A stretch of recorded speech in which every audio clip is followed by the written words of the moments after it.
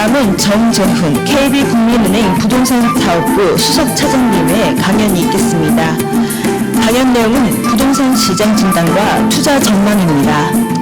정재훈 수석차장님은 서울대 도시계획 박사이시고 향후 20년간 은퇴 후 삶을 보장해줄 부동산을 주제로 여러 강연을 해주시겠습니다. 그럼 정재훈 박사님의 부동산 시장 진단과 투자 전망을 들어보겠습니다. 안녕하세요.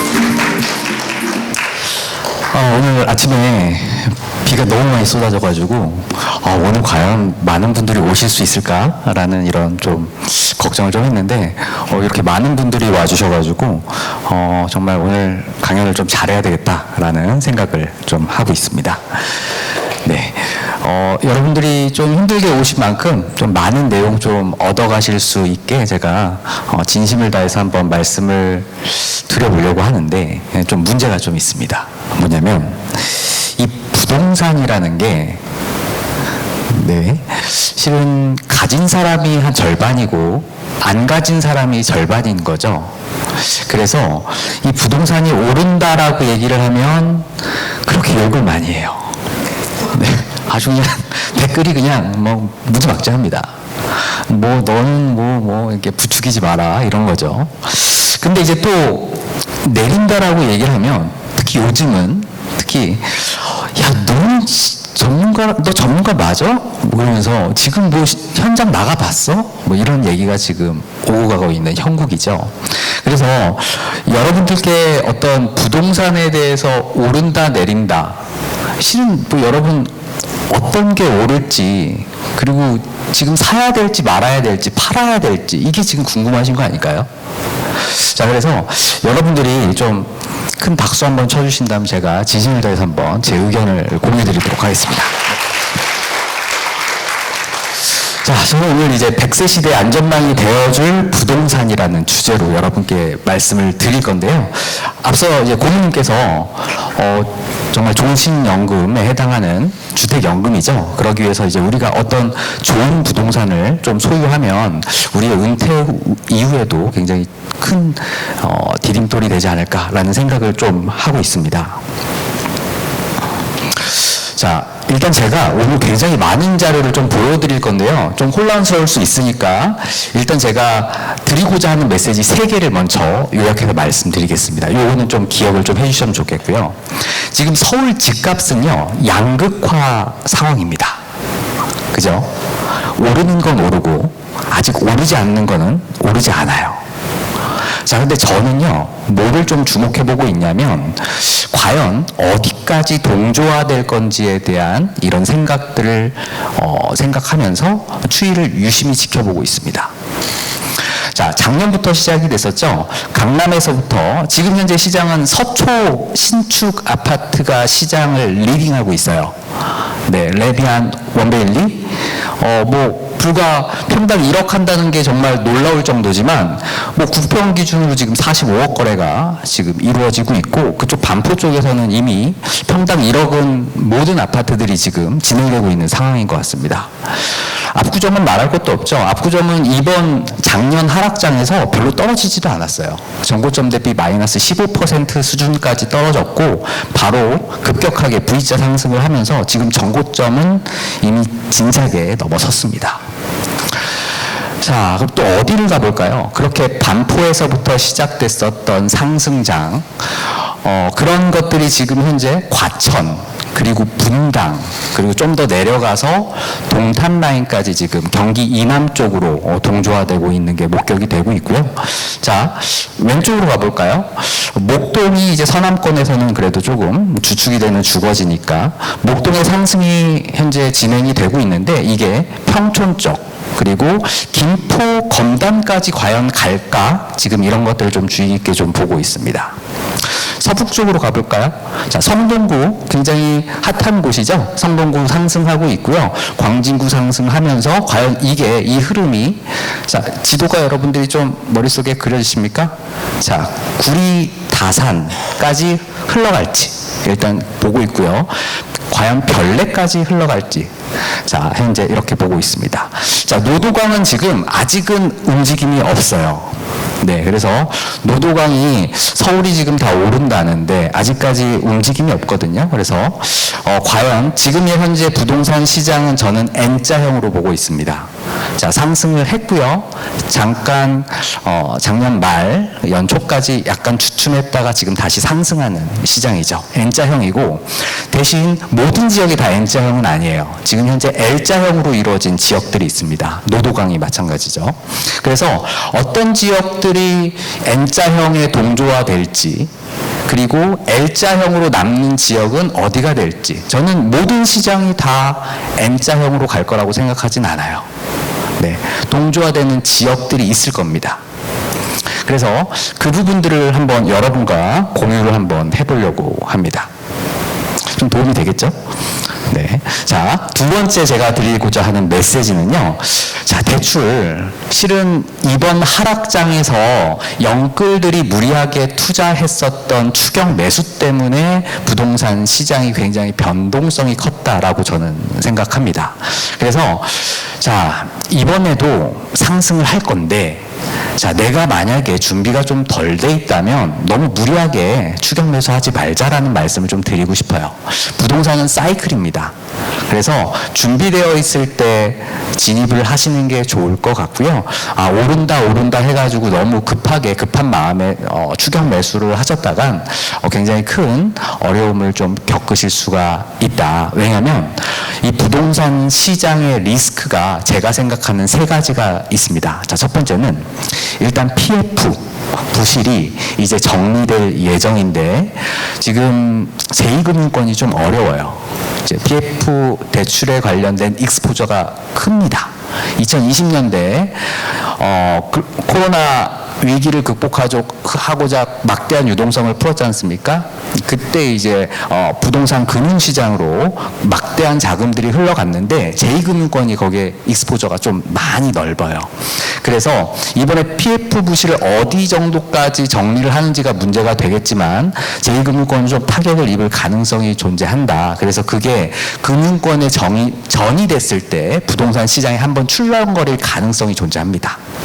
또 제2금융권은 지금 현재 자영업자들이 굉장히 어려워요. 연체율이 굉장히 높습니다. 그래서 그런 다른 대출에 대한 부분들도 좀 있기 때문에 부동산 시장이 지금 굉장히 상승을 하고 있지만 지역적으로 굉장히 한번 주춤거릴 가능성은 존재합니다. 그게 제가 보는 첫 번째 리스크고요. 자, 두 번째 리스크는요. 지정학적 리스크죠. 이건 뭐 부동산뿐만이 아닌 것 같아요. 뭐 주식도 마찬가지겠죠. 작년에 굉장히 상승을 좀 거세게 했다가 작년 9월이죠. 한 1년 정도 됐네요. 갑자기 이스라엘 하마스 전쟁이 일어났죠. 그래서 중동 전쟁으로 번지지 않을까, 호르무즈 해협이 봉쇄돼서 수출로 먹고 나는 우리나라가 망가지지 않을까라는 걱정이 됐었었죠. 그게 불과 10개월 전이네요. 그때 또 대출이 굉장히 많아지면서 그래서 가계부채 문제가 이슈가 되면서요. 특례보금자리론을 정말 올해까지 계속 하겠다라고 공언했지만 네, 작년 9월에 바로 하차를 하게 됐죠. 그러면서 글로벌 국채금리, 채권금리가 7%까지 간다라는 이런 이슈들이 있으면서 자산시장에 한번 주춤한 상황이 바로 작년이었습니다.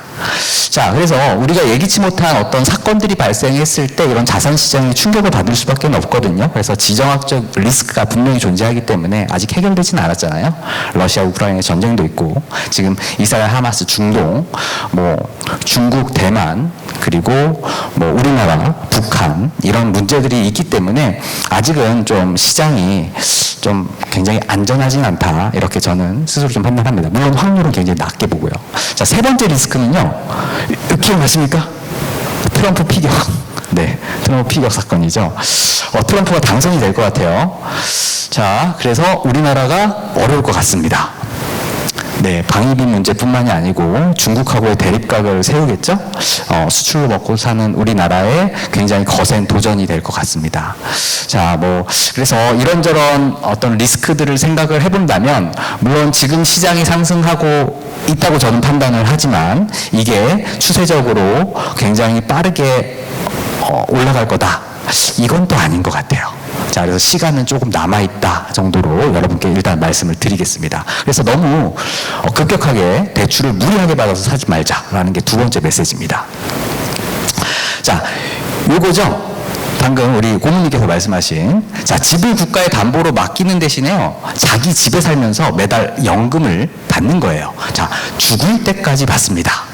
자, 죽을 때까지 받는데요, 내가 조금 오래 산다, 내 집값보다 지금 어떻게 되냐면요, 70세 기준으로요, 네, 한 1억이면 한 30만 원 정도 받는다고 보시면 돼요. 자, 그래서 내가 만약에 집이 5억짜리 집이 있다, 그러면 이제 내가 70세다라고 한다면 죽을 때까지 150만 원을 받는 거예요.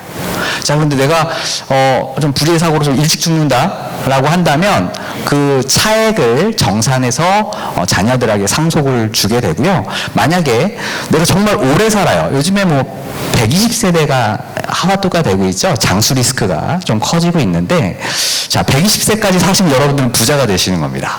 그냥 정부가 다 보전을 해줄 거예요.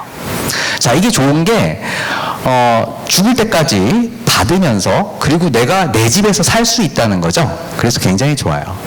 자, 그래서 제가 저번 주에 어머님을 만나가지고, 어머니, 지금 있는 집으로 주택연금을 한번 들어보시면 어떻겠습니까? 제가 말씀드렸거든요. 그 어머니께서, 야, 그래, 저 옆집 사는 누구는 벌써 이미 들었대더라. 근데 내가 미안해서 내가 너한테 말 못했지, 이런 말씀을 하시더라고요. 그래서 옆에 또 누나가 있었는데, 누나도 또 흔쾌히 또 허락을 해 주셔가지고 아마 내년 정도에 저희 어머님께 주택연금을 들어드릴 예정입니다. 자, 그래서 지금 현재 내가 갖고 있는 연금과 주택연금 이 정도만 돼도 실은 노후에 일하지 않고 살 수 있을 정도는 저는 된다고 보거든요. 자, 그래서 우리가 은퇴 전이다라고 한다면, 저는 이제 자녀들 이제 교육을 다 시키고 나면 이제 주거지를 한번 옮길 예정입니다. 좀 어메니티가 좀 좋은 택지 개발 지구 정도로 옮길 예정이고, 자, 은퇴 이후다라고 한다면 실은 주거지를 옮기는 게 쉬운 일은 아니에요. 저희 어머니 실은 다른 데 이게 집을 좀 옮겨드리고 싶어도, 왜냐면 그 동네에 이제 이미 지인분들이 많이 살고 있잖아요. 그래서 주거지를 옮긴다는 건 굉장히 두려운 일이고 패러다임이 변하는 이런 일이기 때문에 은퇴 전에 한번 주거지를, 평생 살 주거지를 한번 고르시는 게 좋을 것 같고요.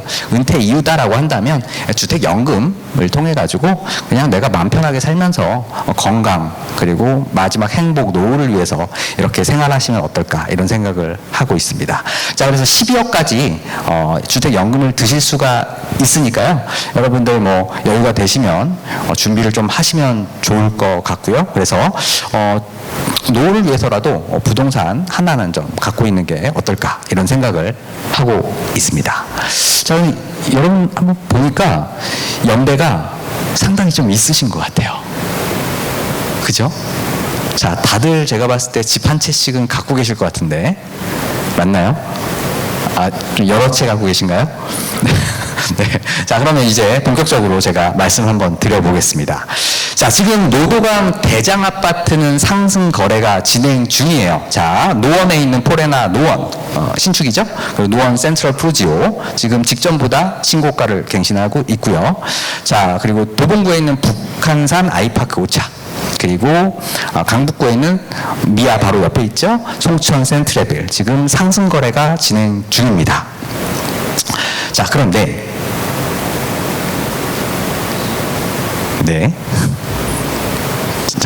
그런데 자, 요거는요 매매 가격 지수예요. 매매 가격 지수는 뭐냐면 전국에 있는 모든 아파트들을 다 평균한 겁니다.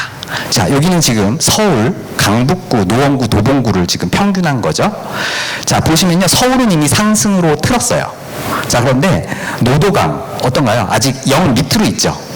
아직 전체 시장은 지금 하락 중입니다. 전체 아파트를 기준으로 본다면. 자, 그런데 지금 대장 아파트들은 이미 상승되는 거래가 있기 때문에 노도강도 올해 잘하면 상승으로 전환되지 않을까, 동조화되지 않을까라는 이런 생각들을 갖고 있습니다. 그러면서 시장을 저는 현재 지켜보고 있어요. 네, 그냥 지켜봅니다. 제가 노도강에 집이 없어서 그냥 편하게 보고 있습니다. 여러분들도 한번 보시면 좋을 것 같아요. 자, 그런데 노도강의 매물들은 지금 증가하고 있어서요, 시장에서는 약간 부담이 있고요. 대신 전세가는 급등하고 있는 상황입니다. 포텐은 조금 있는 거죠. 자, 이번엔 검단 신도시 한번 가볼까요? 자, 검단 신도시 혹시 어디 있는지 아시죠? 인천. 그죠? 공급 폭탄이 이루어진 지역이에요. 그래가지고 굉장히 많이 하락을 했었습니다. 근데 지금 검단 신도시에 매수가 많이 몰려들고 있어요. 계속 신고가가 이루어지고 있습니다. 서울도 아닌데, 인천인데, 그죠? 되게 멀어요, 여기서. 신고가가 이루어지고 있어요. 자, 보면, 여기에서 이제 가장 좋은 아파트라고 불려지는 검단신도시 우미린더 시그니처가 지금 7억 3,500에 거래되고 있고요. 물론 굉장히 택지지구가 지금 현재 만들어지고 있는 상황이다 보니까 나중에 다 완공되면 굉장히 어메니티가 좋을 것 같아요. 지금 5억 후반대까지 거래가 되고 있습니다. 네, 지금 여기에 지금 매수세가 붙는 이유는 뭘까요? 아직도 공급이 계속 이루어질 건데도 불구하고. 아마 제 생각엔 시장이 이 6, 7억의 수도권에 신축이 더 이상 나타나지 못할 거라고 판단하는 것 같아요. 자재비가 많이 올랐잖아요. 네, 6, 7억이면 거저다 이렇게 아마 판단하는 것 같습니다. 그래서 지금 현재 검단 신도시도 오르고 있다. 자, 그런데 저는 약간 검단 신도시를 약간 좋게 보진 않아요. 죄송하지만 여기 검단 신도시 혹시 사시면 죄송하지만, 왜냐하면 3기 신도시 물량이 주변에 퍼져 있습니다. 인천 계양 그리고 부천 대장. 검단 신도시보다 입지가 좋거든요.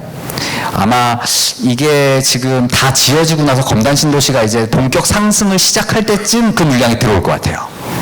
자, 그래서 집값 상승에 약간 부담이 존재할 수 있다라는 게 일단 제 개인적인 생각입니다. 자, 그래서 당신은 전세를 한 번 더 선택하실 건가요? 왜냐면 미국의 금리 인하 연초에는 굉장히 많이 할 것처럼 했지만 그래도 지금 한 2번 정도 할 거라고 약간 완화됐긴 했죠. 금리 인하 가능성이 좀 낮아졌고 전세가율이 굉장히 낮습니다. 서울은 52%, 53%예요. 네, 그래서 이제 고가 지금 약간 거품이지 않냐 이런 이야기도 좀 있고요. 아무래도 집값이 너무 높다 보니까 사는 게 좀 부담이 되는 거죠. 그래서 한 번 더 내가 전세를 살 거다라고 주장하시는 분들은 이런 의견이세요. 자, 아니면 내 집 마련을 하실 건가요? 자, 이미 주담대 이자는 하락을 했어요. 그죠? 2점대 후반까지 있습니다. 고정금리는 거의 한 3점대, 3%대에 지금 현재 주담되고요. 신생아 특례 대출이 시작됐기 때문에 거의 정책자금 대출을 받으면 1%에 이제 받을 수가 있죠. 청년들에게 어떤 수요를 지금 보강시켜주고 있어요. 전세 가격은 어떤가요? 지속적으로 지금 상승하고 있습니다. 그리고 무엇보다 이게 가장 큰 문제예요. 입주 물량이 서울에는 올해를 끝으로 완전히 급감을 할 것 같습니다. 네, 평균 한 5만 가구 정도 입주가 돼야 되는데 올해 하반기 한 15,000 가구를 끝으로 아마 내년 내후년에는 거의 없을 것 같아요. 한 4,000 가구 남짓. 자, 왜 그러냐면 우리가 선호하는 주거 형태가 아파트잖아요. 아파트가 완공되려면 이제 4년이 걸립니다. 4년이. 네. 지금 나오는 게 2024년이잖아요. 2020년도에 착공한 거예요. 그때 풍부한 유동성에 의해서. 부동산 시장이 좋았을 때. 자, 그런데 우리 기억하잖아요. 작년에 부동산 시장이 하락하면서. 모든 게, 지금 모든 시장이 다 올스톱 됐다고 보시면 됩니다. 지금 건설업체 굉장히 어려워요. 대우건설 지금 희망퇴직 30% 받았죠? 일군 업체인데도 불구하고 그런 상황이에요. 지금 건설업체, 중소형 건설업체들은 지금 다 부도가 나고 있는 상황이고 앞으로 더 많이 이루어질 겁니다. 자, 그러다 보면 건설을 해줄 수 있는 주체가 사라지는 거예요. 네, 이게 네, 제가 봤을 땐 한 2, 3년 뒤에 부메랑으로 한번 다가오지 않을까. 우리가 서울시장에서 2017년도를 기억을 해봤을 때 2015년도부터 서울시장도 상승을 했잖아요. 하우스 푸어를 딛고서 상승을 시작했는데 2017년도부터 부동산 대책을 30번 넘게 수요 억제 정책부터 하기 시작합니다. 그런데도 부동산이 계속 올랐죠. 왜냐하면 공급이 없다라는 것 때문에. 네, 2017, 2018, 2019년도에 공급이 될 물량들은 실은 2012, 13년도에 시작을 했었어야 됐어요. 근데 그때 하우스 푸어였죠. 집 사면 바보. 그런 시대의 흐름이 있었기 때문에, 그리고 또 정책적으로 도시 재생 사업을 또 진행을 하다 보니까 그냥 뉴타운 대신에 그냥 기존의 것들을 이렇게 되살리는, 이런 골목 상권을 살리는 이런 형태들로 진행이 돼서 우리가 선호하는 이런 아파트가 지어지지 않았었던 거죠. 이 상황이 제가 봤을 땐 2, 3년 뒤에 서울에서 다시 한번 펼쳐질 가능성이 있다고 생각을 합니다. 제가 가장 우려하는 부분이에요. 자, 그래서 작년부터 굉장히 이 부분을 좀 이슈 레이징을 좀 했는데 쉽지 않은 거죠. 네, 쉽지 않습니다. 자, 그래서 집을 만약에 사시겠다라고 하신다면 제가 여러분께 드리고 싶은 말씀은 레미안 원펜타스를 한번 도전해 보셔라. 네, 20억 내고 20억 버는 겁니다, 여러분. 네. 네. 자, 레미안 원베일리가 지금 45억 거래가 되고 있는 거죠. 레미안 원펜타스. 자, 원펜타스 잠깐 얘기를 드리면요. 원 1이죠. 펜타스가 라틴어로 5예요. 그래서 신반포 15차 아파트를 재건축한 겁니다. 이게 이번에 분양이 될 거예요. 분양 물량은 292세대. 좀 작죠? 근데 당첨되면 20억을 버는 겁니다. 왜냐하면 분양가 상한제에 걸려있는 분양 물량이기 때문에 그래요.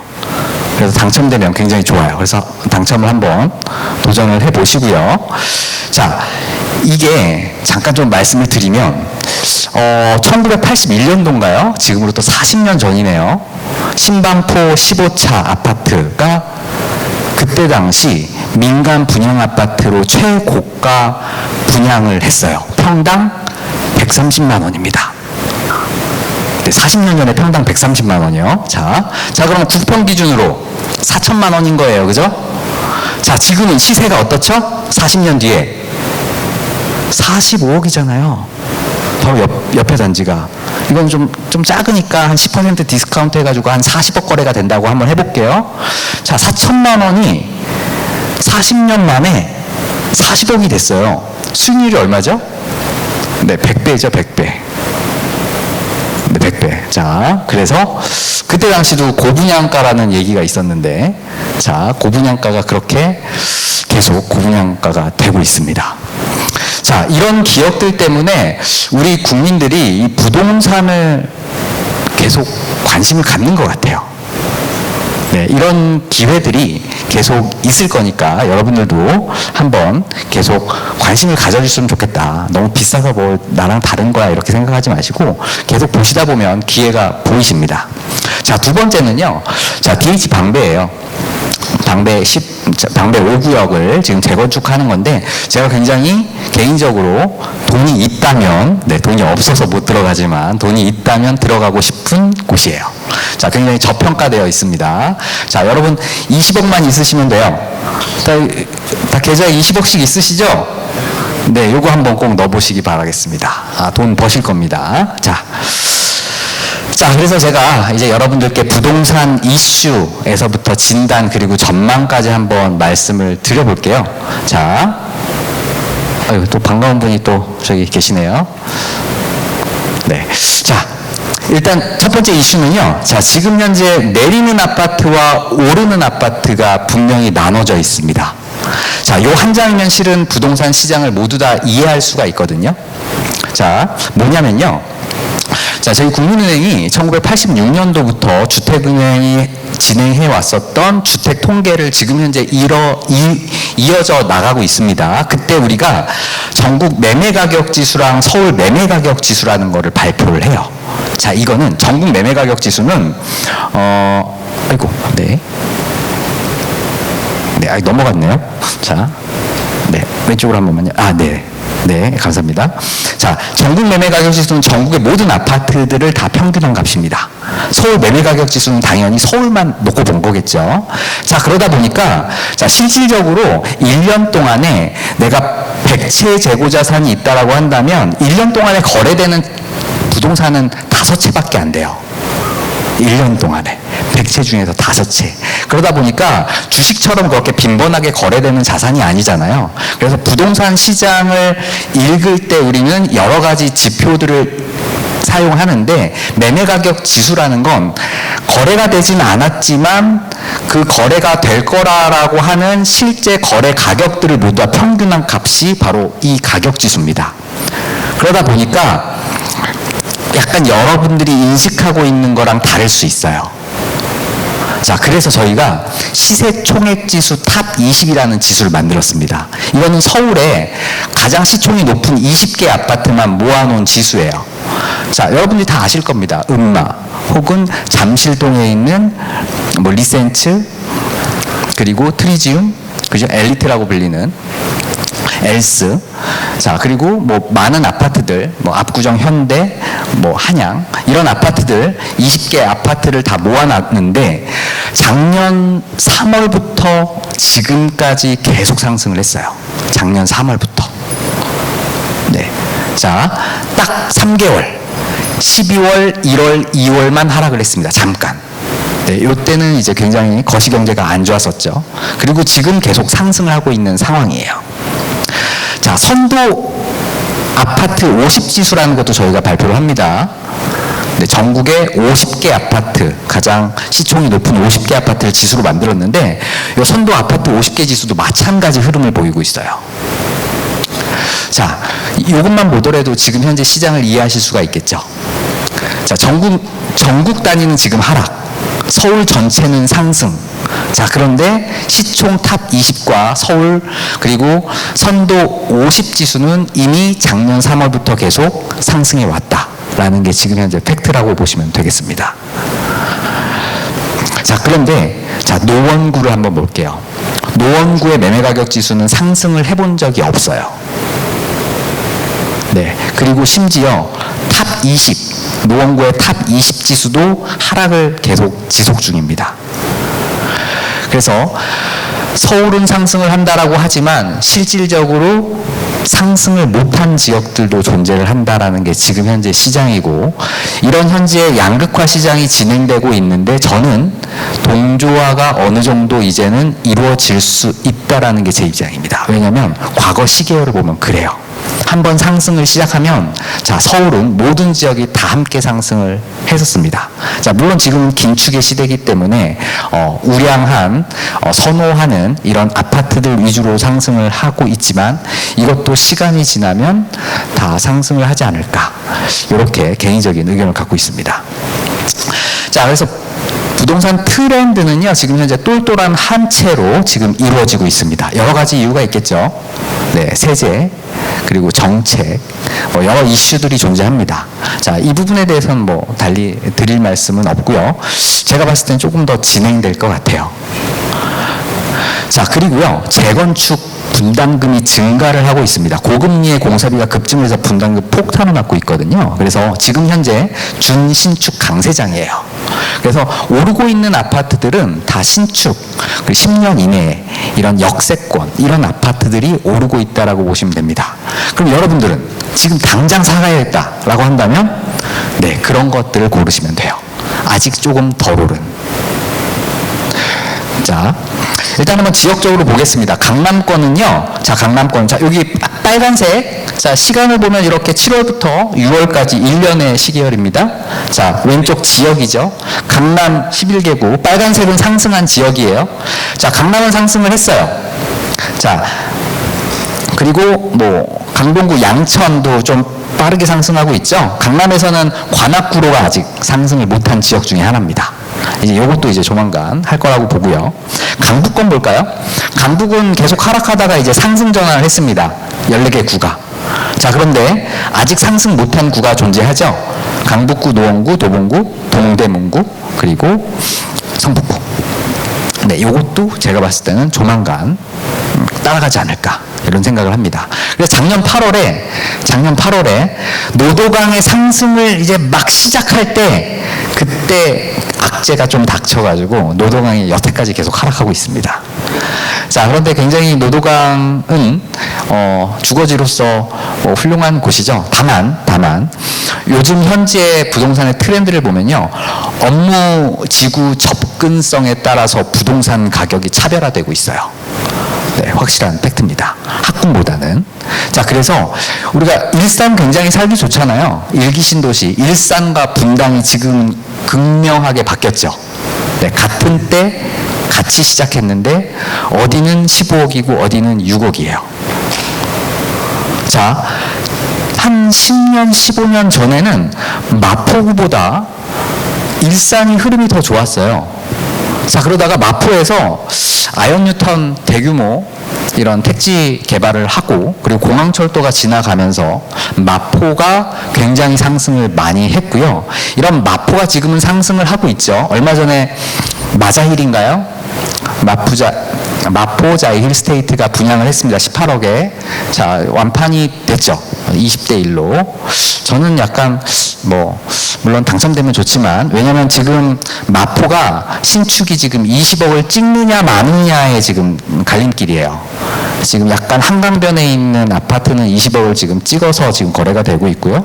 위쪽은 아직 지금 20억을 19억 9천까지 거래가 지금 되고 있는 상황이죠. 그래서 20억을 지금 돌파하느냐 지금 상황입니다. 그래서 18억에 분양을 하니까 괜찮은데 약간 입지적으로 좀 부족한 부분들이 좀 존재해서 크게 좀 좋지는 않겠다 이렇게 생각을 했는데 역시나 많은 분들이 몰려들어서 완판이 될 예정이더라고요. 자, 근데 그런 것보다 분양가 상한제가 실시되는 이런 강남권에 청약을 하시는 게 낫죠. 같은 18억이더라도. 자, 그래서 그런 쪽에다 하시고 만약에 안 되면 바로 더 좋은 걸 사시면 되겠습니다. 자, 경기도 한번 가볼까요? 자, 경기도는 여전히 약세가 지속 중이죠. 자, 경기도에서 되게 특이점은요, 바로 과천입니다. 이 과천은 거의 강남 서초 이상인 것 같아요. 작년 3월부터 시작해서 지금까지 상승이 거세요. 전세는 더 많이 상승하고 있습니다. 자, 그리고 지금 여기 성남시인데요. 만약에 성남시 분당구만 좀 따로 놓고 본다면 아마 분당구의 상승도 굉장히 커요. 자, 그리고 그 밑에 화성, 동탄까지, 그리고 경기 남부축으로 굉장히 흐름이 좋다. 자, 그리고 또 안산이나 이쪽 김포 쪽까지 약간 흐름, 평촌까지는 흐름이 지금 이어져 나가고 있는 상황이다 정도로 여러분들이 이해하시면 되겠습니다. 자, 전국 단위 한번 볼게요. 자, 서울은 상승을 시작했는데요. 자, 경기 인천은 아직 상승을 안 했죠. 모두 다 이렇게 합해서 막 놓고 봤을 때. 자, 근데 이번에 특이점은 뭐냐면요, 5대 광역시가 별로 안 좋아요. 부산, 대구 특히. 네, 상승한 적이 없습니다. 계속 하락하고 있어요. 자, 그래서 우리가 서울 수도권에 사는 사람만 국민이 아니잖아요. 그래서 부동산 상승한다라고 하면 말도 안 되는 소리 하지 마라고 하시는 분들은 아마 광역시에 사시는 분들일 거예요. 네, 상황이 안 좋아요. 지금도 안 좋습니다. 요거 조금 상승 회복되는 데는 시간이 좀 걸릴 것 같아요. 자, 그리고 나머지 지역들, 시도, 8개 시도를 보시면 아직까지는 상승의 흐름은 존재하지 않는다. 그래서, 자, 부동산 시장은 상승하지 않았다라는 말씀을 하시는 분들도 맞아요. 네. 왜냐하면 지금 상승하고 있는 건 아파트니까. 그것도 서울, 그것도 주요 지역. 자, 이런 주택을 사는 가구가 2091만 가구입니다. 우리나라. 그죠? 자, 그런데 서울의 아파트는요, 181만 채예요. 자, 그런데 우리가 서울 다 보지 않잖아요. 우리 다 강남 이런 것만 보잖아요. 그리고 신축 이런 것만 보잖아요. 자, 25개구 중에서 그럼 몇 개구만 하고 신축을 해서 대략 181만 채에서 한 10% 정도? 많이 쳐서 한 20만 채 정도 지금 오르고 있는데, 지금 2091가구의 전국에 있는 2091가구가 2000만 가구가 지금 20만 개만 눈에 보고 있는 거예요. 상위 1%의 자산만 지금 오르고 있는 형국이다라고 보시면 되겠습니다. 자, 그런데 문제는 우리가 왜 이런 것들을 주의 깊게 보냐면, 내가 뭐 못 사더라도, 저도 못 삽니다. 못 사더라도. 이것들을 주목하는 이유는 이게 시장을 리딩하고 앞으로 이 시장으로 갈 거다라는 우리가 경험치가 있기 때문에 그래요. 지금 현재 고가에 선호되는 아파트는 올랐잖아요. 자, 그러면 앞으로 어떻게 될까요? 안 오른 게 오를까요? 아니면 오른 게 다시 떨어질까요? 오른 게 다시 떨어지려면요, 우리가 예기치 못한 어떤 경제 충격을 받아야 돼요. 제가 앞서서 말씀드렸던 세 가지 리스크가 터져야 됩니다. 그게 터지지 않는다면요, 아마도 이것들의 온기가 주변으로 퍼져나갈 가능성이 있죠. 그 갭을 줄이겠죠. 양극화가 항상 이루어지진 않아요. 가격 차이가 존재하면 싼 거로 가겠죠, 당연히. 그죠? 그게 바로 동조화의 시작입니다. 그래서 동조화가 어느 정도 진행이 될 건데 어느 지역 중심으로 진행이 될지 여러분들이 한번 확인해 보시고요. 그래서 너무 오른 아파트를 사는 거는 리스크하다라고 저는 생각을 합니다. 이미 뭐 압구정 굉장히 좋은 동네죠. 반포 굉장히 좋습니다. 자, 이미 정고점을 회복했어요. 잠실, 아까 제가 말씀드렸던 토지거래 허가구역이잖아요. 갭 투자가 안 됩니다. 실수요자만 들어갈 수 있어요. 엘리트 15,000세대입니다. 거기가 27억을 최고점으로 갔다가 20억까지 하락을 했었어요. 그러다 지금 다시 27억까지 올라왔습니다. 정고점을 회복했어요. 그러면 우리가 유동성이 굉장히 풀렸었던 그때 2020년대 그리고 제로금리에 육박했었던 그때의 펀더멘털과 지금 3.5%의 자영업자들 연체가 시작되고 있고 굉장히 어려운 지금의 펀더멘탈이 같다고 저는 생각하진 않거든요. 이거는 똘똘한 한 채가 가지는 어떤 쏠림 현상이 나타난 어떤 착시 효과의 가능성이 존재합니다. 그래서 너무 급하게 이미 오른 거 따라가시기보다는 이게 추후적으로 다른 자산들은 분명히 따라붙을 거다라고 생각을 하신다면 아직 덜 오른 아파트들 중심으로 여러분들이 접근해 보시면 어떨까 이런 생각을 갖고 있습니다.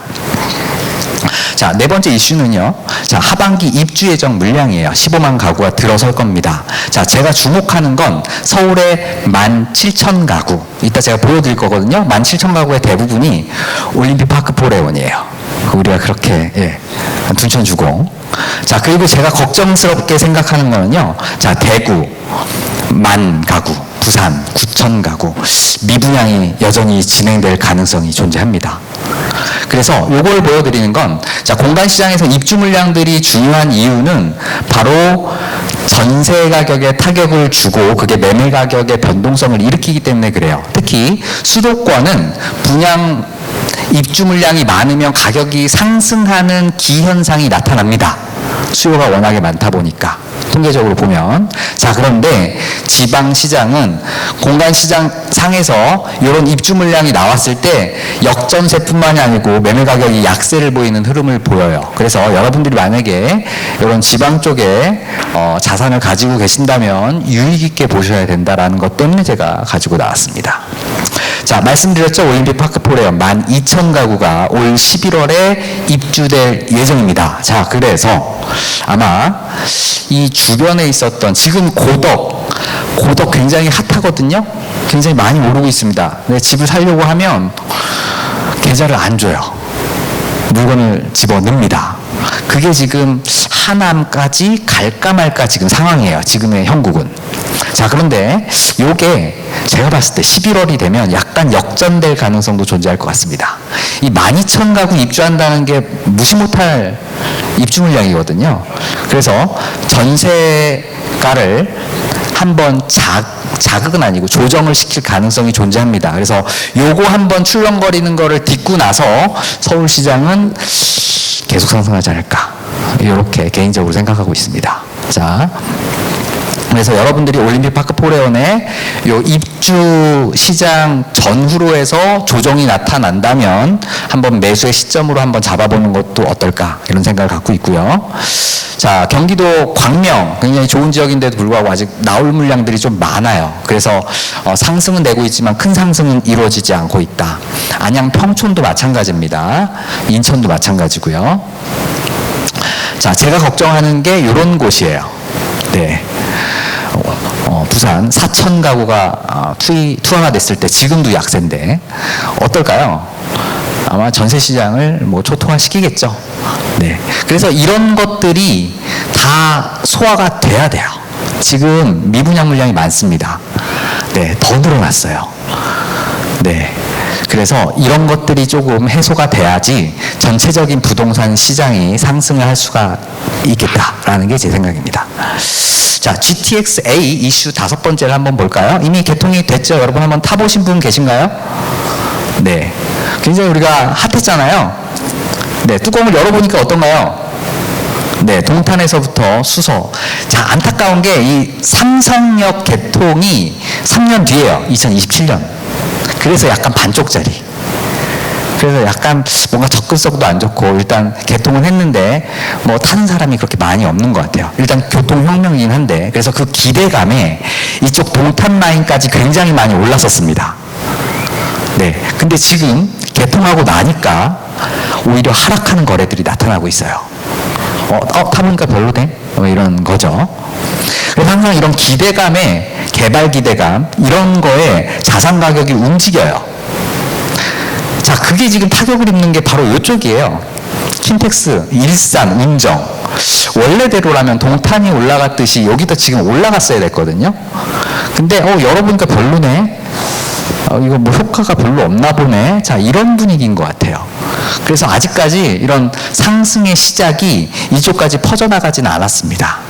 자, 그런데 한 3년 뒤에 삼성 이제 정차를 하고 나서 이게 어떤 GTX 역까지의 어떤 접근성이 조금 더 나아진다면 뭐 강남까지 뭐 20분 만에 가는 교통 혁신인 만큼 이쪽 일산과 운정지구에도 굉장히 좋은 호재가 되지 않을까 생각을 합니다.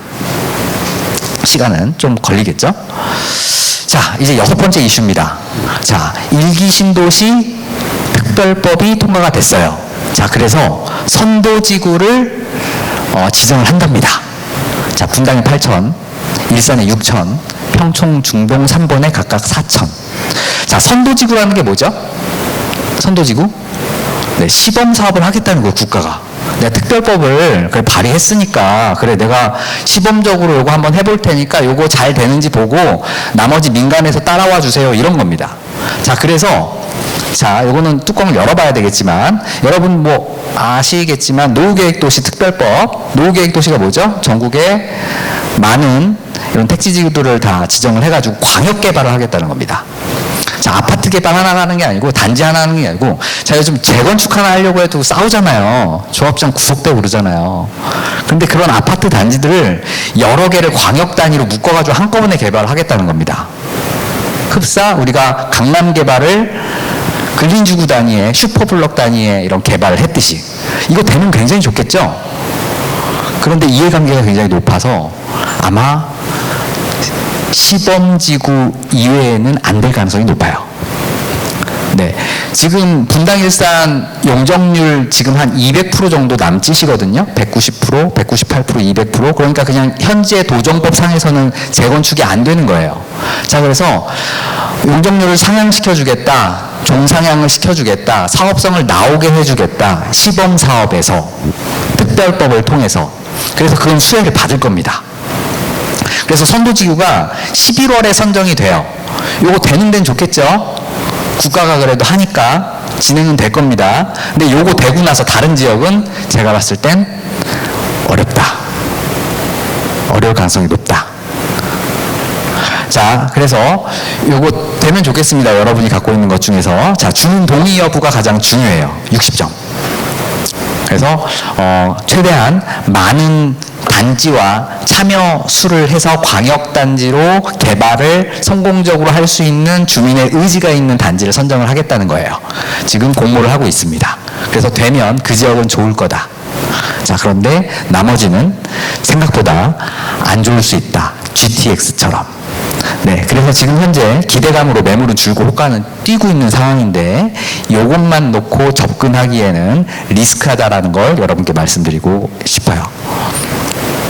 자, 7번째 이슈는요. 지금 현재 MZ세대들이 부동산을 매입하고 있어요. 자, 30대, 40대의 거래량이 지금 현재 52%입니다. 네. 자, MZ세대들이 부동산을 매입하면 어떻게 되죠? 집값이 오릅니다. 추격 매수하는 것 같아. 주식을 사는 것처럼 아파트를 사가지고 자꾸 이렇게 거래가 올라가요. 자, 30대가 빨간색이거든요. 40대에 비해서 30대 특례보금자리론을 출시하자마자 40대를 건너뛰죠. 그러면서 서울의 주택가격이 상승을 했어요. 중단을 했어요, 9월에. 그러면서 이제 약세를 보이기 시작했죠. 그러다가 다시 연초에 신생아 특례 대출을 실시하면서 다시 한번 30대가 큰 손이 돼가고 있습니다. 그래서 주식이네요. 네, 부동산이 지금 상승을 하고 있는 상황이다. 우리가 30대 부동산 매입을 어떻게 보면 될까요? 저는 굉장히 좋게 봅니다. 네. 그리고 뭐 30대 앞으로 돈 많이 벌 수 있는 이런 시대 연령층인데 정책 자금으로 좀 밀어줘서 아이도 많이 낳고 일도 열심히 해야 또 우리나라가 좋아지지 않겠습니까? 이런 희망을 또 줘야 되니 저는 이런 특례, 이런 보금자리론 굉장히 좋게 보고 있는 사람 중에 하나입니다. 그래서 이런 게 만약에 된다면 저는 이 청년이 아니어가지고 청년이 된다면 이걸 좀 적극적으로 이용하셔서 한번 사보는 것도 어떨까 이런 생각을 좀 갖고 있죠. 그래서 여러분들의 자녀분들 해당이 되신다면 한번 정책 자금이니까 받으면 좋은 거예요. 네, 1% 저금리가 어디 있습니까? 그죠? 자, 그렇게 해가지고 아직 덜 오르는 아파트를 사주는 것도 어떨까? 자, 그래서 이제 부동산 시장 진단을 한번 해보도록 하겠습니다. 네, 오늘 제가 또 다음 더 훌륭한 강연이 있는데 너무 많은 얘기를 하는 것 같은데요. 그죠? 이제 빨리 끝내겠습니다. 네. 네, 뒤에가 더 중요한 내용인데 어떡하죠? 앞에서 너무 너무 많이 해가지고. 자, 일단 시장은요, 물가, 금리, 지금 현재 상황은 안정적인 상황이죠. 자, 미국 물가를 좀 봐야 돼요. 자, PPI가 지금 현재 낮아지면서, 자, PC, CPI보다 지금 안정적이라서 선제적으로 물가가 미국에서도 낮아지고 있다. 이게 우리나라의 금리 인하를 좀 촉발시킬 가능성이 있다라는 거고요. 소매 판매액 미국 기준으로 지금 현재 침체를 뭐 약간 시작하는 느낌이에요. 그죠? 그래서 인하가 될 수밖에 없는 상황이다. 그리고 고용 지표도요, 이제 좀 다운되어 있어요. 그래서 이런 고용도 안 좋아지고 소비도 안 좋아지고 그래서 물가도 잡히고 있는 상황이고 PPI가 낮아지는 상황이다 보니 미국이 금리 인하를 하게 되면 우리나라도 금리 인하를 하지 않을까 이런 기대감이 현재 존재하는 게 거시경제입니다. 자, 주택매매 가격을 잠깐 보면요. 아까 이건 다 말씀을 드렸어요. 자, 매매가격 지수 그리고 선도 50 지수. 선도 50 지수는 상승을 지금 시작하고 있는 상황이고요. 거래량, 우리가 가격과 거래량을 같이 보셔야 됩니다. 서울 거래량이요. 지금 3월, 4월 4천 건, 5월 5천 건, 지금 이게 거래되고 나서 한 달 이내에 신고를 해야 되거든요. 그래서 6월 거래량이 정확하게, 자, 이번 달 말에 나타날 건데요. 6,300건이에요. 근데 지금 추세대로라면 이번에 6월에 7,000건이 될 것 같아요. 자, 7,000건이면 한 10년 평균 거래량입니다. 서울만 놓고 봤을 때. 그래서 거래량이 생각보다 회복을 했다. 서울 아파트는. 자, 수도권 아파트까지. 자, 근데 이거는 연간 주택입니다. 우리가 아파트만 있는 게 아니잖아요. 아파트 절반, 그리고 빌라 절반. 근데 모든 걸 다 합쳐보면 거래량이 그렇게 높지는 않다. 요게 지금 현재 팩트입니다. 자, 거래 회전율 제가 아까 말씀을 드렸죠. 자, 서울은 181만 채의 아파트가 있다고 했습니다. 그죠? 자, 한 달에 7천, 지금 뭐 7,000채 됐으니까 뭐 한 5,000채 됐잖아요. 그러니까 1년에 5,000채 곱하기 12 하면 6만이죠. 180만 가구인데 6만이야. 뭐죠? 100채 중에 한 3, 4채만 거래가 되고 있는 상황인 거예요. 근데 이게 굉장히 안 좋았을 때는 거래 회전율이 1% 정도밖에 안 됐었습니다. 지금 현재는 올라오곤 있지만 보통은 우리가 과거 시계열을 놓고 본다면 거래 회전율이 한 6, 7 정도는 돼야 되거든요. 네, 지금 아직은 조금 더 돼야 된다. 자, 오른쪽 그래프는요, 거래량과 금리의 추이예요. 자, 금리가 검은색입니다. 자, 노란색이 거래량이에요. 어떻게 보이시나요? 역삼관관계에 있다라는 게 보시나요? 네. 자, 그러면 이 검은색이 내려가게 되면 매매 거래량은 올라갈 가능성이 존재하겠죠. 네. 그래서 거래량의 회복이 눈앞에 있다라는 게 일단 제 생각입니다. 자, 그래서 부동산 시장이 본격적으로 회복하기 위해서는 거래량이 레벨업이 좀 돼야 되는데요. 지금 현재 진짜 좋다면 7천 건까지 됐으니까 굉장히 높은 수준이지만 과거 2015, 16, 17년도를 봤을 땐 아직까지는 많은 수준은 아니다. 대신 거래량이 상승을 하게 되면 매매 가격도 상승을 하는 그런 흐름들이 존재한다. 이게 실은 부동산 이론에도 있습니다. 네덜란드 경제학자 중에 얀센이라는 노벨 경제학상을 받은 분인데요. 이분이 별집 순환 모형이라는 이론을 만들어냈어요. 그래서 네덜란드 집값을 통해 가지고 이 이론을 만들어냈습니다. 그 이론에 따르면요, 지금 우리나라 상황은 회복 진입기에서 회복기로 들어간 상황인 것 같아요. 네, 그래서 이제 본격적인 상승장도 조금 있으면 진입되지 않을까. 몇 년 뒤면 저는 그렇게 보고 있습니다. 자, 근데 뭐 좋은 것도 있지만 안 좋은 것도 있죠. 자, 미분양 아파트가요, 지금 현재 7만 5천 호까지 올라가고 있어요. 계속 올라가고 있습니다. 근데 과거 굉장히 위기가 있었던 이런 16만 호, 요 정도 수준까지는 아닌 거예요. 그죠? 그리고 이제 악성 재고죠. 중공업 미분양도 지금 현재 늘고 있다는 게 그렇게 시장엔 좋은 상황은 아니다. 그래서 부동산 시장 자체가 턴어라운드 하기에는 이런 것들이 좀 해소가 돼야 되겠죠. 전세 가격 한번 보겠습니다. 전세 가격은요, 저 빨간색 보시면 전세 수급 지수라는 거예요. 네, 공급이 부족하다. 자, 빨간색이 굉장히 올라가고 있죠. 자, 그리고 서울 입주 물량이 감소하기 때문에 전세가는 상승할 우려가 존재합니다. 자, 요거는 제가 굉장히 주의 있게 보는 자료고요. 여러분들도 플랫폼을 여러분 다 활용하시죠? 네, 플랫폼 때문에 이거 무료로 여러분 이용할 수 있거든요. 그래서 저는 부동산 시장의 정보의 비대칭성이 사라졌다고 생각해요. 그래서 플랫폼들을 활용하시면 시장이 어떻게 실시간으로 움직이는지 여러분들 확인할 수 있습니다. 제가 주목해서 보는 지표 중에 하나인데 심리지수거든요. 심리지수가 뭐냐면 전국의 부동산 사장님으로부터 주택가격이 오를까요? 내릴까요?를 설문을 조사한 걸 여러분들에게 바로 어플을 통해서 보여드리는 거예요. 자, 2024년 6월은 약상승하겠다라는 의견이 34%입니다. 하락하겠다는 의견이 좀 없죠. 이미 빨간색 100을 넘어섰어요. 그래서 시장은 이미 상승을 시작을 하고 있다는 걸 이걸 통해서도 볼 수가 있어요. 자, 전세는 어때요? 전세는 안타깝게도 진작부터 상승을 했습니다. 작년 6월부터 계속 상승을 시작했죠. 그래서 지금은 약상승하겠다는 게 지금 43%예요.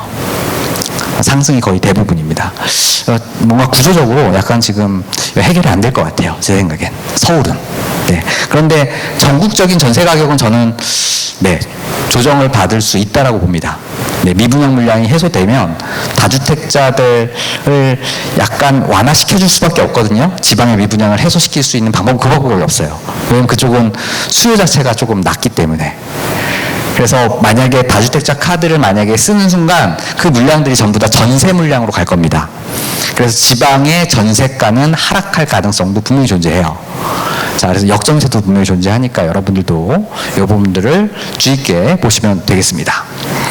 자, 주택금융 한번 볼게요. 자, 금리는 지금 현재 올라갔다가 내려간 상황입니다. 여러분들이 신규로 주담대를 받는다라고 한다면 한 3.5 정도도 받으실 수 있을 것 같아요. 자, 그러니까 굉장히 좋은 상황이다. 자, 근데 제가 좀 우려하는 건 연체율이 증가하고 있어요.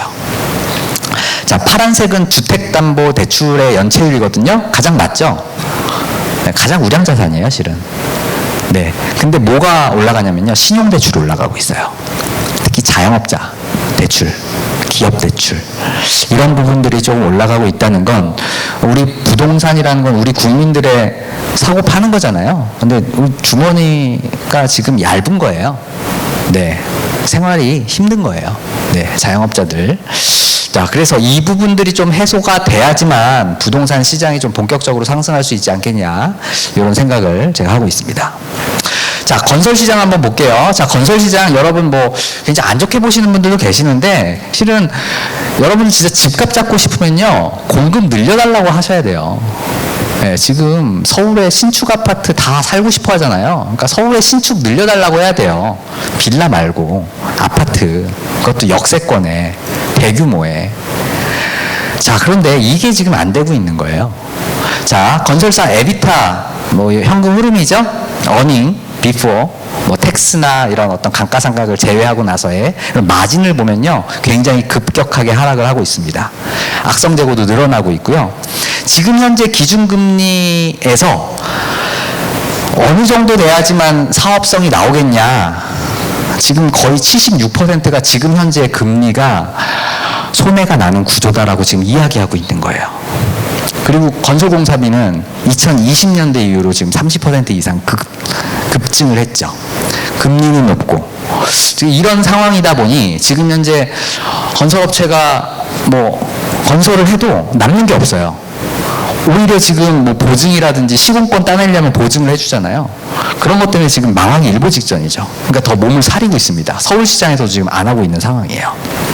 자, PF 대출은요, 굉장히 높아요. 134조뿐만 아니고요, 200조가 넘는 상황입니다.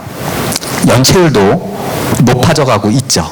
물론 과거 유럽 재정위기 때에 비하면 아직은 좀 괜찮은 상황이지만 요거 한번 정리를 할 때쯤 이제 올 하반기죠. 이제 조만간 하게 될 텐데 살생부를 받은 그런 사업장들이 존재할 겁니다.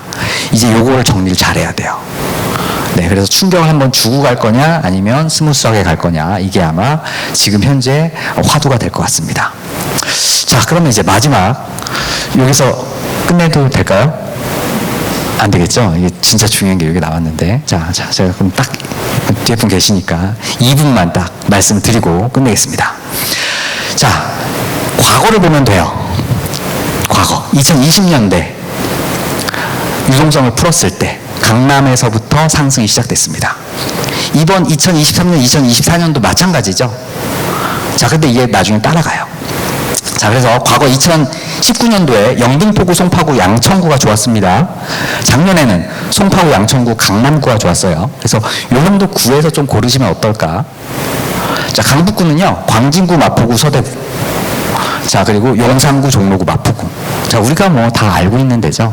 그래서 좀 선호하는 이런 지역구에서 아직 덜 오른 거를 사시는 게 좋습니다. 여유가 있다면. 자, 그래서 지금 현재 압구정에서부터 시작됐었던 잠실 라인과 반포 라인까지가 한강변이 이번 시세를 리딩한 이런 지역이고요. 이게 지금 현재 과천 그리고 분당 라인까지 지금 동조화된 상황이에요. 자, 지금은 현재 강동에 고덕까지 지금 현재 흐름이 가 있고요. 위례가 좋았다가 약간 지금 트램선의 문제로 지금 약간 주춤한 상황이고요. 상도 쪽도 지금 흐름이 옮겨가고 있다. 자, 그래서 동남권역은 동조화 현상이 목격이 되고 있습니다. 어떤 게 제일 빨리 움직이는지 눈에 보이시죠? 네, 그래서 따라 올라가게 되는 거예요. 자, 제가 좀 주의 깊게 보는 건 방배 10곳이 지금 재개발될 지역이에요. 그러면 반포가 지금 주거지역으로서의 최고의 가치를 누리고 있던 게 방배 10곳이 다 완공이 되고 나면, 이쪽 원래 방배가 부자들이 사는 동네였잖아요. 단독 다가구가 많아서 그렇지 여전히 높아요. 근데 아마 신축 대단지 아파트들이 다 들어서게 되면 굉장히 좋은 선호되는 이런 신흥 부자 이런 지구로 다시 한번 그 이름을 날리지 않을까 생각하고 있습니다. 그래서 제가 돈이 있으면 여기 사고 싶은데 돈이 없어서 지금 못 사고 있으니까 여러분들 돈 있으신 분들은 좀 여기 10곳 한번 주의 깊게 좀 보시면 좋을 것 같아요. 자, K부동산 TV의 대리기행이라고 제가 이거 찍어놓은 게 있으니까 이거 한번 보셔가지고 보시면 좋겠습니다. 자, 목동은요 5만 가구 미니 신도시로 탈바꿈할 예정입니다. 자, 근데 약간 여긴 늦을 것 같아요. 늦어질 것 같아요. 자, 근데 여기 아이들 키우기 굉장히 좋아요. 여의도에 어떤 잡이 있으신 분들은 괜찮습니다. 사시면 좋아요. 네, 근데 약간 개발은 좀 더뎌질 것 같다. 자, 용산은 굉장히 좋죠. 용산 들어갈 수만 있으면 굉장히 좋아요. 네, 그래서 여기가 다 개발이 될 예정이고요. 그래서 용산 옆에 있는 한남 뉴타운을 굉장히 좋게 보고 있습니다. 자, 여기 오른쪽 위에 나인원 한남이라고 보이시나요? 네, 뭐 105억에 팔렸죠? 네, 경매에서 최근에 100억밖에 안 해요. 네, 여러분 그러니까 이 주위에 이런 고가 단지가 있기 때문에 요거 1구역부터 5구역까지 진행이 되면 굉장히 아파트의 어떤 랜드마크가 굉장히 높잖아요. 그래서 굉장히 좋아질 것 같아요, 제 생각엔. 거기에다가 이쪽에 그 신분당선이 또 뚫릴 겁니다. 지역적 교통으로도 굉장히 좋아져요. 근데 여전히 예전에도 비쌌고 지금도 비싸요. 그래서 저는 그것 중에 방배가 좀 탑이지 않을까, 가성비로 봤을 때. 물론 여기도 굉장히 좋다. 돈이 있으신 분들은 들어가시면 좋겠다. 자, 그래서 내 집 마련을 하시고 싶다면요, 아직 덜 오른 단지로 여러분들이 고르시면 어떨까 생각이 되고요. 저희 KB 부동산에서 만든 어플인데요. 투자 테이블에 시기를 정해서 클릭을 하게 되면 그냥 소팅이 됩니다. 고점 대비 가장 하락된 지역부터 여러분들이 한번 골라보시면 어떨까. 그러면 제가 봤을 땐 지금 사놓으면 그러니까 올라간 거 말고 이런 거 사두면 한 7년 뒤면, 우리가 한번 집 사면 7년 갖고 있잖아요. 손해보진 않을 겁니다. 아마 돈 많이 버실 수도 있어요. 그럼 7년 뒤에 저 만나시면 커피라도 한 잔 사주실 거죠? 자, 그래서 지금 시기상 그렇게 나쁘지 않다. 그래서 아까 제가 말씀드렸었던 어떤 거시경제 상황이라든지 우리 국민들의 어떤 그런 호주머니가 지금 얇은 상황이지만, 지금 자본을 갖고 있으신 분들은 이미 정고점을 회복한 상위의 아파트들이 존재하기 때문에 그거를 이제 동조화하는 이런 현상을 보일 수밖에 없을 거다라고 생각을 합니다. 그래서 그런 차원에서 이미 오른 아파트를 추격 매수하는 것보다 오른데 바로 옆에 있는 거, 아직 덜 오른 거를 여러분들이 사시면 어떨까 해요. 자, 그래서 작년 올해 좀 상승하겠다라는 의견, 수도권 좀 많고요. 비수도권 하락한다는 의견이 좀 많은 것 같아요. 전세는 상승, 수도권은, 비수도권은 하락이 조금 우세합니다. 지금은 전세 가격이 다 상승하는 것 같지만 이것도 지역적 차별이 생길 것 같아요. 자, 그래서 그 부분들 여러분도 좀 주의 있게 보시고요. 그럼 어떤 게 투자에 유망하냐? 자, 분양. 아까 제가 보여드렸죠?